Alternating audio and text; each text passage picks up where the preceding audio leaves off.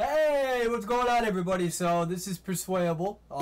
Right now I'm currently ranked 10th overall in the entire server, and I have had a lot of people ask me to set up a live stream, set up videos. I think a lot of people who do that stuff are usually selfish, no offense to them. So I've been very reluctant to do it, but now since everyone's been asking me to, I'm trying to do it. My hat is sideways.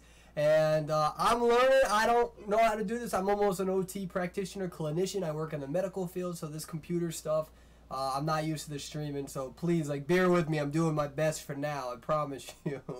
So today I'm going to talk to you about the best personas for various characters, because it's been one of the most popular questions I've been receiving as a top 10 player. I'll show you what I use. Maybe you can give me feedback as much as I can give you feedback.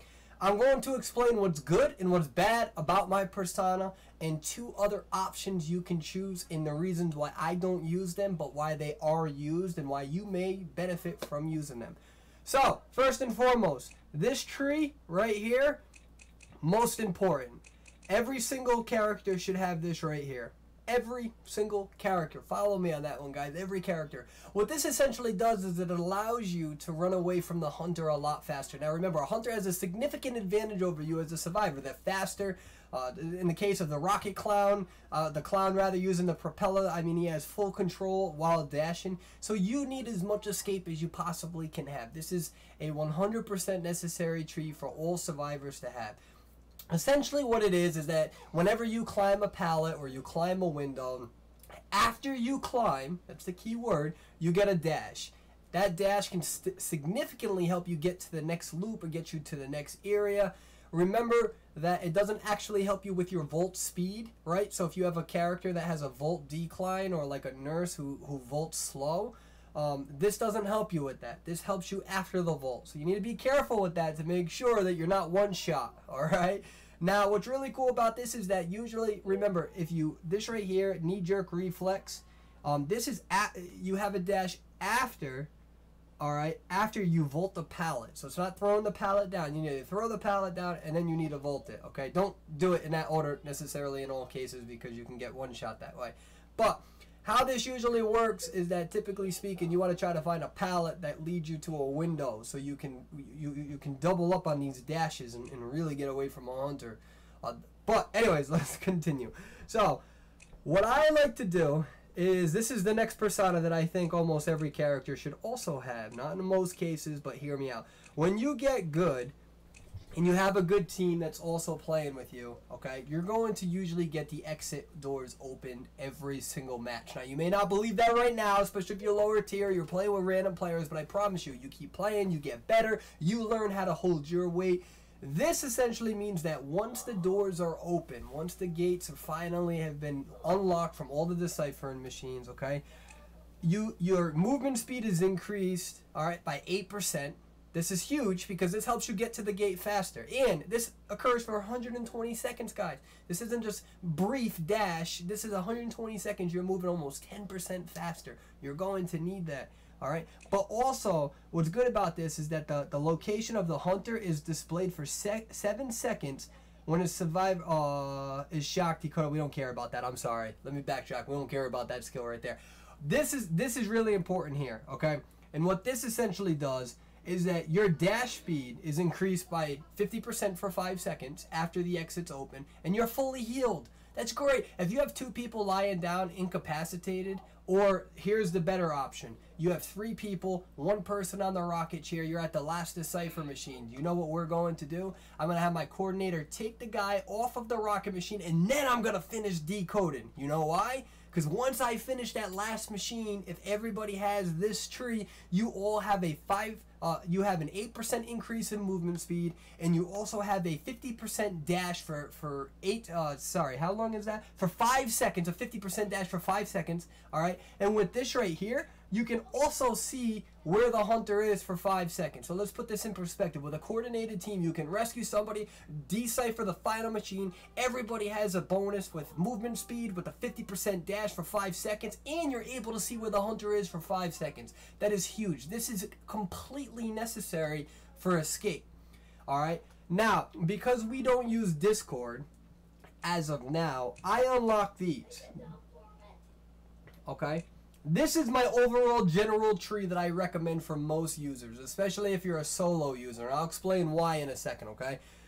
This helps you kind of pick yourself back up, right? You can heal yourself if the hunter decides to leave you. Trust me, in some cases you are going to be needing that, especially in higher tiers where hunters aren't always camping as much, okay? They get a little bit more cocky with what they can do.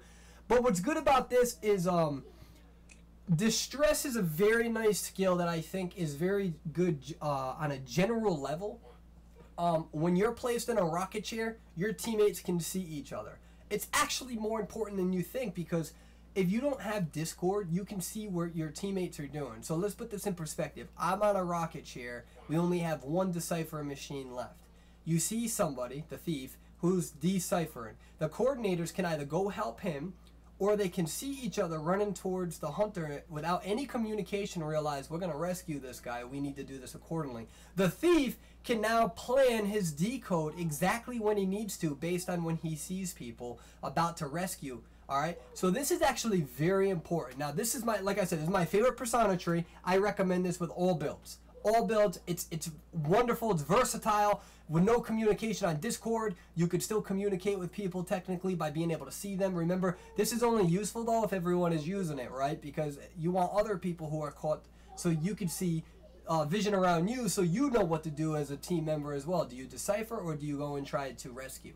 Now, the number 2 thing that you can do, the number 2 persona web, this is just as good if you have Discord and you don't need that. What I just did, a viable option is unlocking this, and either unlocking this or unlocking this. If you're forward, you can do this option. It increases your struggle speed, which will help you get out of the hunter's arms fast. Usually it's not really going to work because there's so many rocket chairs, and trust me, you do not want a gardener on your team in the high ranks. You're wasting your time with rocket chairs. This is good though. What this skill does here is it stuns the clown or the hunter for an additional 10%, all right, with the pallet. The problem with this, the reason why I don't use it, is because right now there is a problem with such characters, including the clown, where you can still easily get struck while throwing a pallet down. The general rule of thumb is that sometimes it's better to just throw the pallet down and continue kiting rather than trying to stun, because with certain characters such as the clown and even the Ripper, they have a very wide attack that can reach beyond the pallet. And even when the clown, which is the most widely used hunter, he can just charge in, hit the pallet, and hit you at the same time. I have a 100% win rate with Hunter in rank mode. I'm not as high in rank mode as a Hunter as I am with Survivor. Survivor, I think I'm ranked 16th right now. But it's very easy to hit somebody who's trying to stun you, alright? So I wouldn't recommend trying to do that. That's why I get rid of it, and I don't bother with it until they address that ping latency or maybe add a vacuum effect to the pallets.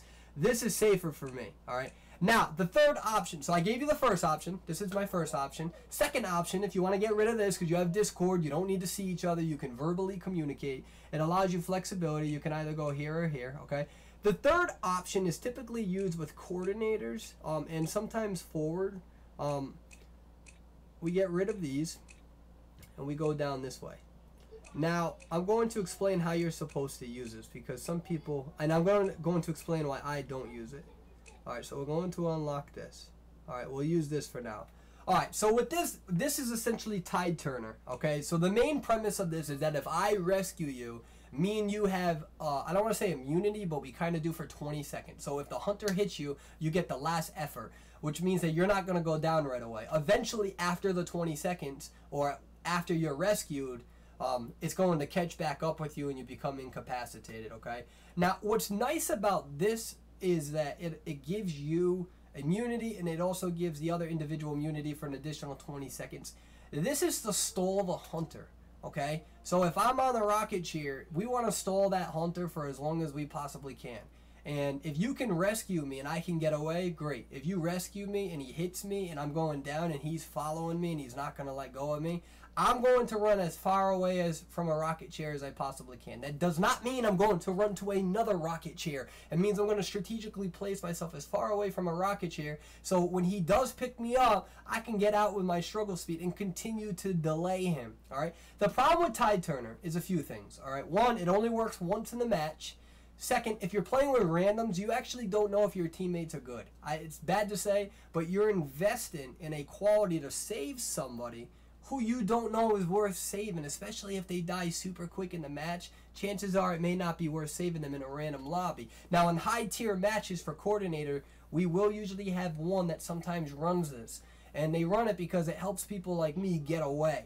So there's a gamble to this, because when you're invested in this, you're not invested in your exit strategy. So put that in perspective. Now the hunter has a movement bonus. Usually hunters allocate their stats correctly to have a movement bonus, and they can see you for 5 seconds. Remember that. If they allocate their points correctly, they can see survivors for 5 seconds after the exit gates are open. Most hunters have that perk. Most good hunters do. And you need to have an exit strategy. So with this, there is a gamble to it. Yes, you may be able to save one person one time as the coordinator, but if that person is bad, you have completely put yourself at a disadvantage to help somebody who's not worth it. And now when that person goes, you're at a disadvantage, and it's easier for the clown or the hunter to get to you. So there is a risk using Tide Turner. That's why as a thief, I don't use Tide Turner. I'll only use Tide Turner with technically coordinator and maybe forward. The only reason why you may be able to use it with forward is because if you have flexibility with your football, that is your sprinting bonus, and with communication with other people, if you have it through Discord, you can communicate as to where the clown's presence is. So this is really good with a coordinated team with players who are good, who are worth going in there and trying to save. Typically, if you have 2 people trying to rescue somebody, it's good for the clown to hit somebody new so that person can get away and heal up. And especially if it's the coordinator and you're now tackled and you're on the ground and you get put in a rocket chair, now your perseverance on the rocket chair is going to make that hunter in an uncomfortable position because it's going to take longer for one person to die. That essentially means that you sacrifice yourself, but the team will ensure a win if the hunter camps. So it depends on what your play strategy is. But I wanted to at least let you guys know what my 3 preferences are. I never go top. I don't like Doc. I think Doc she's so easy to kill. Doc users always die against high tier hunters. They have a vault-in decrease. They're easy to one-shot. Sure, they can kite, get hit, and then they can heal themselves. You're going to really hope that you have a bad hunter in that situation. If you are playing Doc, then you are going to want to go north. I guess technically, so you can heal yourself and heal your teammates. But that's a different story. I'm not going to get into that now because I don't think that Doc is the most viable character. Some people love to use her. I'm not trying to get you mad or upset. I'm just telling you from what we play, no high tiers really use Doc here. So, once again, last thing, I'll show you mine again, why I use it. I use it because I'm a thief main. Alright, so although I do help my teammates rescue sometimes, my main objective is to either kite or decode. That's why Thief is the best character in the game. That's not really an opinion. It's more objective in my opinion, because you have versatility. You can kite and you can decode. Remember, a lot of high tier hunters, they'll ignore you if you're a mercenary or a forward and go after somebody different because they know that your kiting ability is usually really good. You have great perks as a character, but your decode is awful. So Thief has the second best vault in the game, and he can also decode super fast. So that's really great. This is my overall. This is what I recommend if you're not a Discord user. Like I said, this right here is going to give your teammates vision. It can help them coordinate. It can help them try to save you. If they're competent, then they're going to decipher the machine right when you're saved, so you're full health. You have that movement speed. You have the movement bonus. But remember that once those gates are opened, it's the most important part of the game.